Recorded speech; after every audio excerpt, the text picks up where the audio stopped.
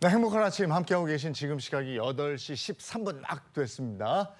오늘은 매달 마지막 주 수요일 문화가 있는 날이죠. 네, 마지막 주 수요일. 자, 9월 문화가 있는 날에는요, 이탈리아를 대표하는 오페라와 가까워지는 시간입니다.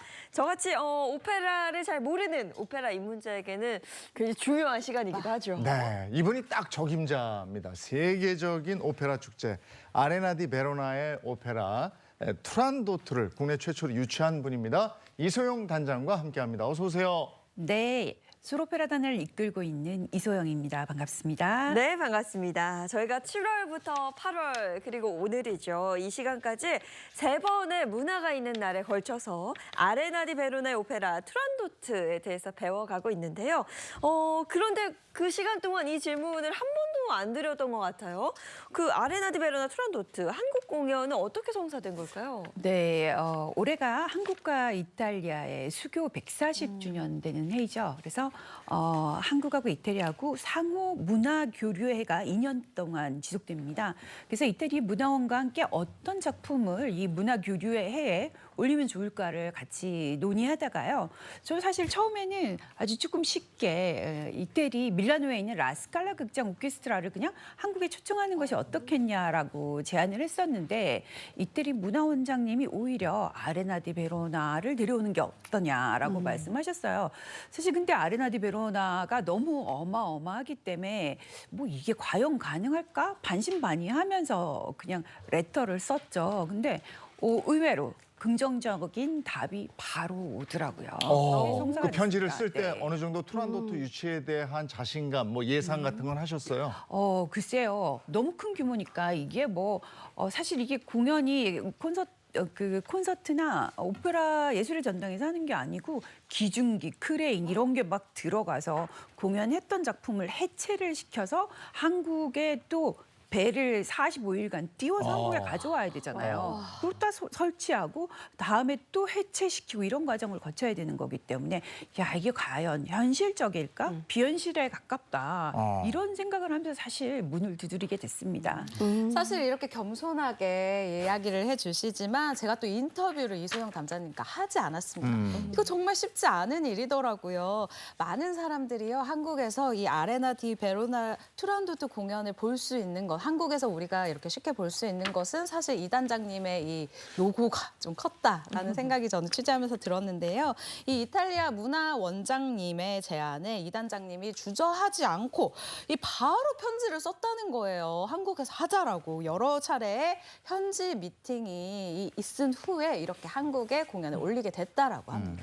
그 올해는 푸치니 서거 100주년을 맞이하는 해입니다. 오페라에서 볼 때는 굉장히 남다른 해인데요. 이렇게 의미 있는 해에 한국에서 오페라 투란도트 공연을 한다. 그만큼 이 한국 오페라 시장을 굉장히 높이 평가하고 있다. 이렇게 봐도 좋을 것 같습니다. 네, 그렇죠.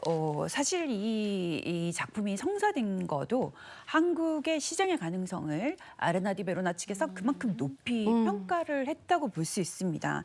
예전에 저희가 유학할 당시만 해도 아레나 디 베로나에 가면 한국 사람을 찾아볼 수가 없었어요. 기모노 입은 외국인들이나 일본인들이나 좀 있을까 했는데 요즘은 거의 곳곳에서 한국말들이 들려오고요. 그러다 보니까 한국의 시장의 잠재성을 크게 평가했고 또 무엇보다도 이태리 같은 경우는 이태리 정부가 주도하는 국공립 공공기관 13개의 극장이 오페라를 이끌어 가고 있는데 한국은 123개나 되는 민간 오페라 단체들이 한국 오페라계를 주도하고 있습니다. 이거는 전 세계적으로도 유례를 찾아보기 힘든 거죠. 실제로 그 아레나 디 오페라 이 페스티벌 이 마케팅 담당자가 지난해 이렇게 얘기했어요. 한국에서 매년 한 2,000명 넘는 분들이 이 아레나 디 오페라를 보러 오신다. 한국 시장의 잠재력을 높이 보고 있다. 뭐냐 하면 요번에 이렇게 투란도트를 한국에서 보고 나면 2025년부터는 더 많은 분들이 아레나 디 오페라에 올 것이다. 이렇게 기대를 하고 계시다는 건데 저도 올해 이 꿈을 이뤄서 얼마 전에 그 2,000명이 한번 들어봤습니다. 근데 한국 사람 꽤 있다고 하셨잖아요. 진짜예요. 제가 친구랑 앉았잖아요. 네. 근데 옆에 자리 비어 있었는데 오시는데 검정 머리색 분이 오시는 거예요. 일본인가 중국인가 그렇지만 우리 딱 알아보잖아요. 한국 사람끼리. 한국 사람이다. 어머 근데 이분이 뭐 음료를 사시면서 또 계속 영어를 쓰시네. 빨리 알고 싶은데 하는데 드디어 알게 됐어요. 한국말을 쓰시더라고요. 그래서 이야 여기 지금 연속 3명이 한국인이야? 저도 깜짝 놀랐어요. 그렇죠. 단장님은 뭐 국내 시장을 너무 잘 아실 테니까 이태리에서 평가하는 것처럼 우리 국내 오페라 시장 그렇게 발전 가능성이 있다고 보시는 거죠? 그렇습니다. 무엇보다도 한국인 성악가들의 활약이 너무 전 세계적으로 두드러지잖아요. 심지어는 한국인들이 없으면 공연이 안 된다고 할 정도일 만큼이니까요. 그래서 한국 오페라 시장의 잠재성은 어마어마합니다. 공연장에 가보시면 공연장의 열기도 한국 관객들만큼 뜨거운 경우가 잘 없죠. 네. 근데 단장님 생각해 보니까 그 오페라 투란도트는 야외 공연장인 네. 베로나 극장에 선보였는데 우리나라에는 야외 공연장 네, 없죠. 없어서 좀 고민이 컸을 것 같아요. 네. 저희가 사실 이게 결정되고 나서 장소를 정하는 게 가장 큰 문제였어요. 그러니까 그만한 분위기를 자아내고 그만한 환경을 가지고 있는 극장이 없잖아요. 그래서 전체 시장을 다 뒤져서 이렇게 발견한 것이 KS 비오돔이었어요.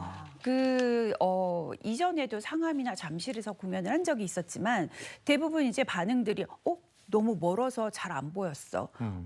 너무 멀어서 소리가 잘 들리지 않았어. 이런 컴플레인들이 많이 있어서 그런 것들을 저희가 조금 커버할 수 있는 그런 장소를 찾았습니다. 네. 그곳이 바로 KSPO 돔인데 사실 여기가요. 이 대관하기가 하늘의 별 따기다. 맞습니다. 대관 네. 경쟁이 치열하다 이렇게 얘기하는데 도대체 어떻게 대관하셨어요? 사실 뭐 하고 싶다고 공연을 다 할 수 있는 게 아니잖아요. 장소가 이제 사용할 수 있는 뭐라고 권한을 가져야 되는데 저희 그게 없잖아요. 그래서 그 당시 때마침 대관 공모, 기획 대관 공모가 났었는데 열심히 준비를 해서 또 선정이 되지 않았겠습니까? 그래서 KSPO돔에서 아레나디 베로나의 투란도트를 역사적인 공연을 하게 됐습니다. 이렇게 해서 우리가 이제 10월에 아레나 디 베로나 투란도트를 볼 수 있게 됐는데 출연진 역시 대단하다고 들었습니다. 네, 그렇습니다. 전 세계 스타급 가수들이 총 출동한다고 해도 과언이 아닌데요. 지휘봉을 잡는 다니엘 오렌 씨 같은 경우는 뭐 전 세계적인 거장이자 세계 최고의 음악가로 추앙을 받고 있는 분이십니다. 그리고 소프라노는 3분이 번갈아 가면서 하는데요. 옥사나 디카 씨, 올가 마슬로바 씨, 그리고 특별히 주목해 주셔야 할 분이 한국인 소프라노 전여진 씨입니다. 와 정말 여기 한국인이 포함됐다는 게 저도 막 자랑스러운데 여기다가 그 이제 칼리프 왕자 또 중요하잖아요. 마틴 밀레 또 아르투로 차콘 크루즈 요 2분이 더블 캐스팅이 됐고 그리고 제가 저 예전에도 말씀드렸지만 이 칼리프 왕자를 사랑하는 류 네. 이 굉장히 또 중요한 역할이잖아요. 이 천상의 목소리라 불리는 마리안젤라 시실리아가 그 류 이 가슴 속에 숨겨진 사랑 그것도 저도 듣고 싶은 막 욕망이 솟고 또 세계 최대 어떤 최고의 베이스라고 불리는 분이죠. 페루치오 프루나네토가 바로 그 칼리프 왕자의 아버지 티무르 왕 역을 또 노래합니다. 사실 이 얼마나 대단한 사람들이 얼마나 이렇게 힘들게 모였겠어라고 어깨에선 이야기를 하고 있는데요. 이렇게 모일 수 있었던 이유 그리고 이 공연이 개인적으로 더 무조건 가야 된다라고 제가 생각을 하고 있는 이유가 있는데요. 바로 이 푸치니 작품의 진수를 표현하는데 정말 탁월하다라는 평을 글로벌하게 듣고 있는 이 지휘자인 다니엘 오렌의 지휘 아래 이 공연이 펼쳐지게 됩니다. 어떤 지휘자가 또 공연을 이 지휘봉을 잡느냐가 굉장히 중요하잖아요. 제가 취재를 해보니까요. 이 투란도트의 지휘자 다니엘 오렌 같은 경우는 이 아레나 디 오페라의 음악 감독이기도 합니다. 그러면 정말로 이 작품에 대한 이 공연장에 대한 이해도가 누구보다 높다라고 할 수가 있고요.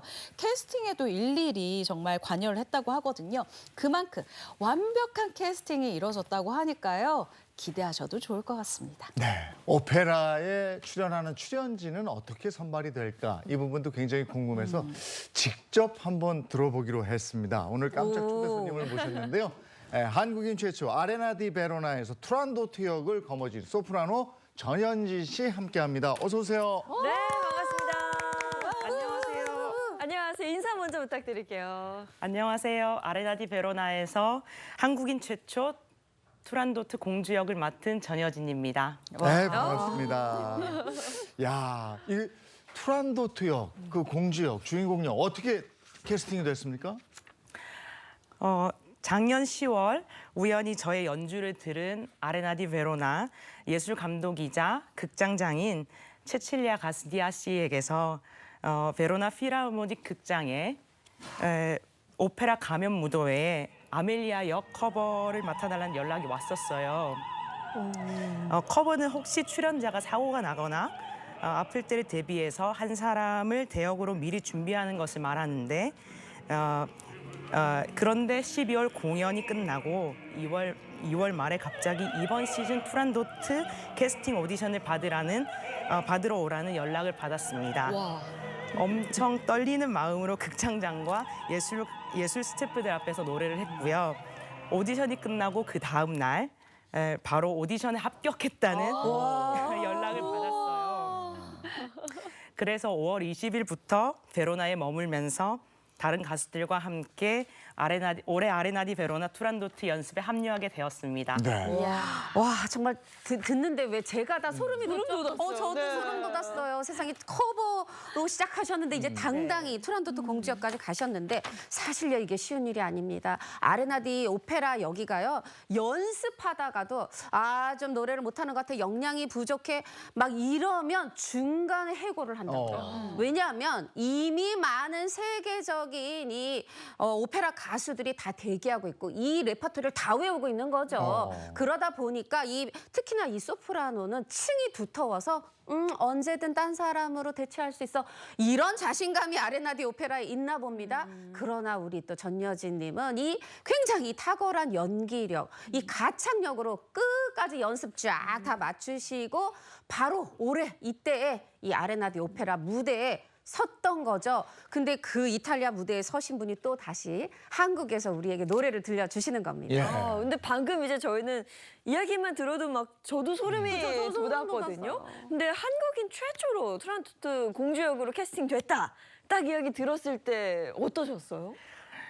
제가 이탈리아에서 유학생을 12년을 했는데요. 지금 12년째인데요. 듣자마자 달려왔던 유학 생활이 스쳐 지나가더라고요. 주마등처럼. 저는 유학 초기부터 아레나 디 베로나 무대에서 노래를 할 수 있다면 꿈만 같겠다고 생각했었는데 그런 기회가 저한테 온 거죠. 그런데 정작 공연 직전에 역류성 식도염과 아이고야. 쓸개 담석이 생겨서 결국 베로나의 무대에 서지 못하게 됐습니다. 그래서 너무 마음이 너무 아팠어요. 그런데 이렇게 아레나 디 베로나 한국 공연에 서게 돼서 꿈이 이루어진 것 같아서 너무 감사한 마음입니다. 그리고 뒤에서 항상 저를 응원해 주시는 분들을 위해서라도 기대에 부응하는 멋진 공연을 만들어야겠다는 다짐을 했습니다. 네. 이제 정말로 아레나 디 베로나 우리 투란도트의 공연이 얼마 남지 않았는데 네. 공연을 위해서 요즘에 어떤 날을 보내고 계십니까? 일단 소리를 잘 전달하지 못하는 성악가는 사람들에게 감동을 줄 수 없거든요. 그래서 일단 최상의 컨디션을 유지하기 위해서 항상 컨디션 조절을 하고 있고요. 거기에 집중을 깨지 않기 위해서 항상 악보를 보고 공부하고 음악을 듣고 개인 피아니스트와 만나서 항상 노래 공부를 하고 있습니다. 네. 오페라의 성지인 이탈리아에서 이 유학하면서 성악가로 살아남기가 만만치가 않을 텐데 어려움도 많죠? 그럼요. 제가 이탈리아에서는 외국인 성악가잖아요. 그렇죠. 저 같은 외국인 성악가가 거기 이탈리아 안에서 이탈리아 성악가인 사람들과 똑같은 방식으로 잘하려고 하면은 질 수밖에 없어요. 당연히. 아, 그러네요. 이탈리아어가 제 모국어가 아니다 보니까 공부할 것도 많고 그러다 보니까 제 자신만의 개성과 장점을 살리는 게 가장 중요하거든요. 일단 저의 장점은 부드러우면서도 강한 드라마틱한 목소리인데 목소리 너무 좋으셔. 그 목소리와 다양한 이태리에서 공부하면서 배운 다양한 곡 해석이 장점이다 보니까 그 장점이 이탈리아에서 통했나 봅니다. 근데 저는 이런 공연 보러 가면 어떻게 저걸 다 외웠지? 그렇죠. 그런 생각이 들더라고요. 근데 이 트란도트 오페라 이 대사 양도 뭐 어마어마하죠. 어느 정도나 돼요? 네, 오페라 투란도트 역의 대사와 악보 양은 일단 100페이지 이상. 내 것만 100페이지. 제 것만 제 투란도트 역이 나오는 그 씬 자체의 그 대사와 악보의 양이 100페이지 정도 되는데요. 그래도 악보가 다 선율도 돼 있고 가사도 적혀 있고 리듬과 흐름이라서 다 외울 수 있습니다. 이 투란도트 공연을 준비하면서 기억나는 에피소드가 있으면 뭘까요? 궁금하다. 일단 아레나 디 베로나 와보셨죠? 네네. 아레나 디 베로나 오페라 페스티벌은 보통 해가 지는 밤 9시에서 9시 반 정도에 시작해서 보통 새벽 1시쯤에 공연이 끝납니다. 그래서 연습도 첫 공연 전 10일 가량은 본 공연처럼 아레나에서 직접 진행하거든요. 저녁에 연습을 시작해서 새벽 1시까지 올해 일교차가 심하다 보니까 올해 5월 말 6월 초 낮에는 더워서 여름 옷을 입고 또 밤에는 너무너무 추워서 온몸을 꽁꽁 싸매고 연습했던 기억이 있습니다. 제가 이 이제 오페라 가수분들의 어려움을 좀 현장에서 봤어요. 네. 뭐냐면 그날 하필 비가 내린 거예요.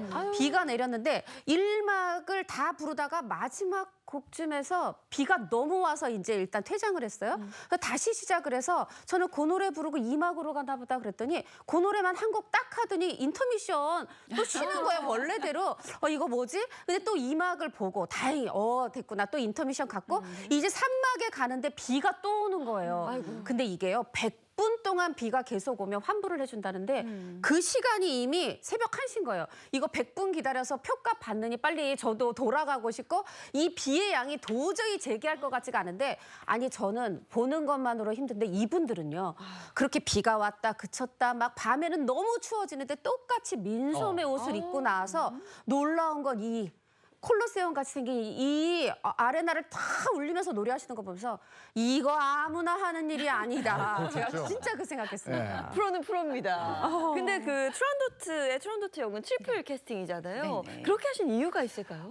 사실 다른 오페라하고 달리 이 투란도트는 드라마틱 소프라노가 하게 됩니다. 드라마틱 소프라노는 이 역 자체가 굉장히 무겁고 아주 강한 성격을 요구하는 소리죠. 그래서 만약에 3일을 그러니까 트리플 캐스팅을 하지 않으면 저희가 하루 끝나고 그 다음 날도 해야 되는 수가 생기잖아요. 하루에 2번 공연도 있으니까. 그럼 관객들에게 최선의 컨디션을 보여줄 수 없죠. 그래서 저희가 트리플 캐스팅을 하게 된 겁니다. 네. 드라마틱 소프라노라는 이야기가 나왔는데요. 이 소프라노도 음색에 따라서 종류가 나뉜다, 분야가 나뉜다라고 합니다. 이 드라마틱 소프라노는요, 우리 영상을 보고 있는 것처럼 열정, 분노, 절망 등 아주 다양하고 폭넓은 감정을 극적으로 표현할 수 있는 분들이 딱 주인공 역할을 맡게 된다라고 얘기를 하는데요. 약간은 어둡고 무거운 이 이야기를 그리고 이 자신의 스토리를 전달할 수 있는 사람이 얘기를 한다고 하거든요. 저도 사실은 공연을 보러 가려고 미리 예습을 좀 하고 있는데 와 노래를 부르다가 현기증이 나는 게 아닌가 싶을 정도로 고음을 아주 길게 뻗어내는 모습을 보면서 아 대단하시다라는 생각이 들더라고요. 네. 자, 그래서 지금부터는 이제 오페라를 조금 더 깊이 들여다보겠습니다. 오페라, 요것 몰랐지? 예, 진행하도록 하겠습니다. 그 첫 번째 질문은 제가 준비했습니다. 오페라 요건 몰랐지? 자, 첫 번째 질문은요. 이 오페라 가수는 마이크 없이 부른다. 요 두 전문가 빼고 나머지 우리 세 분 동그라미 X 들어주시죠. 공연장이 그렇게 큰데 어떻게? 저도 2만 명이 들어가. 2만 명이. 아유, 그 마이크 없이 그걸 어떻게? 이거는 불가능할 것 같아요. 뮤지컬도 다 마이크 있잖아요. 그럼요. 끝까지 들려야 되는데. 네, X. 다 X. 올 X입니다. 정답은요? 네, 정답은 O입니다. 네. 마이크가 없어요? 네. 너무 큰 공연장이거나 야외 공연장을 제외하고는 음향의 힘을 전혀 빌리지 않고 오로지 성악가들의 테크닉과 발성만으로 관객들에게 소리를 전달해야 합니다. 그래서 이게 보통 예술의 전당도 가보시면 아시겠지만 4층까지 쭉 높이 있잖아요. 네. 저 끝까지 내 목소리를 전달해야 돼요. 그러니까 얼마만큼의 테크닉이 필요하고 연습이 필요할까요? 굉장한 기술이 필요하겠죠. 네. 야, 진짜 대단하네. 그러면 전효진 씨한테 한번 여쭤볼게요. 아니, 마이크를 없이 한다는 게 정말 상상이 안 되는데, 와, 이게 하다가 너무 힘들지 않습니까? 사실 발성이 잘 돼 있으면 그렇게 힘든 건 아니에요. 네. 네. 멋있다. 사실 오페라는 약 400여 년 전인 16세기 말 르네상스 시대에 탄생했고 그 시대에는 당연히 마이크라는 것이 없었겠죠. 그 때문에 성악가의 발성은 매우 중요해서 마이크 없이 멀리까지 들리게 하는 발성법 연마에 많은 시간을 할애했습니다. 지금도 성악가들은 이런 발성법을 위해 오랜 시간 공부하고 준비하고 있습니다. 예. 네. 제가 또 바이올린 전공했잖아요. 제 악기는 늘 바이올린이 있어요. 눈에 보이는데 성악가들 경우에는 그냥 악기가 본인의 몸 그 자체인 거잖아요. 네, 그렇죠. 성대가 앰프라고 볼 수 있어요. 앰프에서 여기에 가까운 인두강, 비강, 그리고 구강 울리고 그다음에 가장 큰 스피커인 우퍼를 울려서 소리를 관객들에게 전달하는 거죠. 네. 아, 그래서 우리가 오페라 가수, 뮤지컬 배우 이르지 오페라 배우, 뮤지컬 가수 하지 네, 않는 이유를 맞습니다. 알겠고 네. 저도 현장에서 보면서 목소리가 너무 제가 사실 제일 싼 표 샀거든요. 거기까지 들려서 마이크 아니야 하는데 소리가 네. 다른 기계음이 섞이지 않은 진짜 목소리. 고유의 이건 음색. 고유의 정말 음색. 대단합니다. 네. 이거 좀 몰랐어요. 마이크 곳곳에 심겨져 있는 줄. 자, 오페라 이건 몰랐지 이어가겠습니다. 네, 오페라 이건 몰랐지? 두 번째 질문 드리도록 하겠습니다. 역시 이번에도 이 이소영 단장님을 제외한 세 분이 이 OX 팻말을 딱 들어주시면 될 것 같은데요. 자, 이번 질문입니다. 이거 너무 어려워요. 오페라 관람시 이탈리아어를 꼭 알아야 한다. 아까 원어 얘기도 나오지 않았습니까? 네. 세 분 앞에 있는 OX 팻말 들어주세요. 아, 출연자 말고 보는 사람이 이탈리아어를 알아야 된다고? 알아야 아니, 그거 될까요? 어떻게 봐? 몰라도 될까요? 아니, 몰라도 되죠. 몰라도 되죠. 예. 이거는 자막이 있어야죠. 와. 근데 현장 가봤더니 예. 다 맞추셨어요. 그래요? 네, 오. 이탈리아어를 몰라도 됩니다. 저희가 공연장에 가시면 자막기가 이렇게 탁 돼 있어요. 그래서 한국어로 번역이 잘 나오기 때문에 네. 굳이 이탈리아어를 모르셔도 됩니다. 예. 아니 근데 저 한국에서 공연하는 좋은 점 말씀드리겠습니다.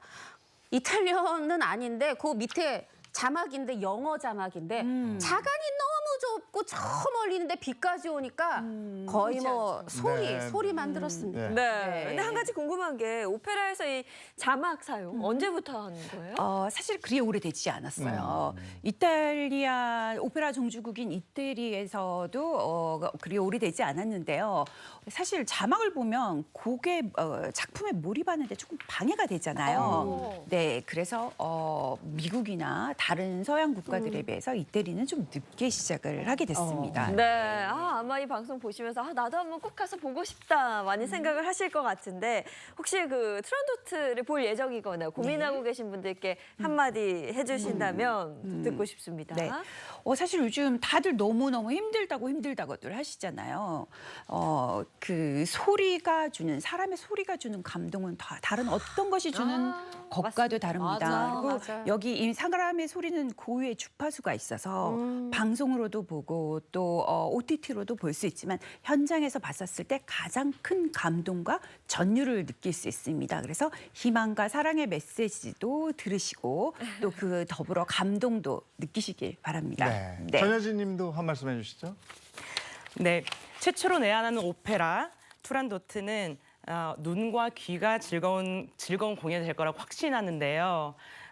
연출가 곧 프랑코 제피렐리의 다채로운 색감 그리고 화려한 무대 연출, 지휘자 다니엘 오렌의 온몸을 불사르는 다이내믹한 지휘. 뭐 상상이 된다. 막 상상이 되네요. 거기에 세계 최고의 성악가들의 멋진 목소리가 어우러져서 완벽한 공연이 될 거라고 생각합니다. 예, 기대합니다. 이제 10월에 막이 오르는 투란도트.